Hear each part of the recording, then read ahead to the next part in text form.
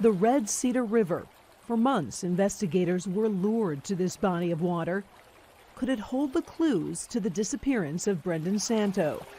I really was, apprehensive to take something like that on. Private investigator Ryan Robison said it was a 5-hour talk with Brendan's dad that bonded the two fathers. You're the dad, you're not going to quit. I said, I won't quit.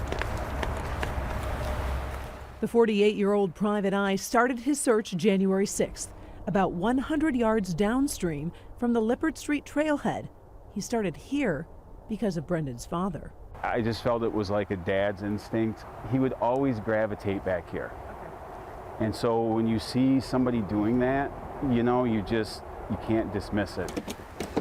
For 14 bitter cold days in January, Robison spent much of his time at this location. And then hold on to this. We followed him there just last week so we could see how he solved the case. Just sat here for like an hour and a half the first time, and I just continued to notice that it was just bouncing off that shore, right? Mm-hmm. It's bouncing off that shore, and it's coming here. Like everything wants to come right here. Then he noticed something strange, a pumpkin.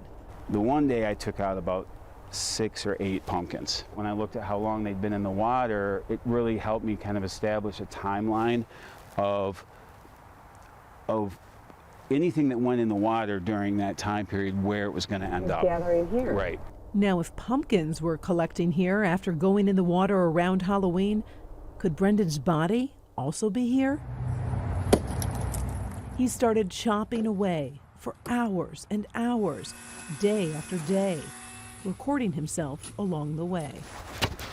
And that's when, once I got one of the heavier chisels through, I realized not only is it not solid, it was like 8 feet deep in the middle. Some of this under here is at least 6-7 feet, where it looks like it should be ground. It goes for almost all of this. Current runs underneath it. It's an absolute mess. And that's when he realized Brendan's body could have possibly gotten pushed under the twisted, tangled mess. The private investigator started drilling holes and putting cameras in the water, only able to see 16 inches in front of him. So you see a lot more current down there. At times, he worked at night. I felt like when I was able to put lights clear on the bottom, you could see more. I could see it was coming up to me versus me trying to look down. Sometimes he took photos underwater. I'd take the frames home and look at those. Then, on January 20th, the image that stopped him in his tracks.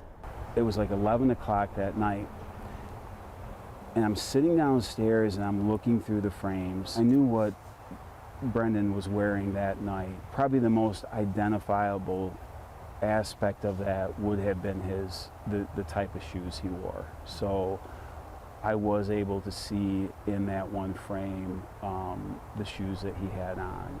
He knew he had to go see Brendan's father. I'm not going to wait until the morning. I drove over there and just knocked on his door, and obviously me showing up at midnight was not something that, You pretty much said it by your presence. Yeah. The next day, Ryan Robison was back at the site. After he called authorities, he quietly sat in the background, watching the crews remove Brendan's body. He had to keep his promise to Brendan's father. This is the first time you've been back. Yeah, it is the first time I've been back. What is that like? It's sad and peaceful both in a way. It's certainly more peaceful.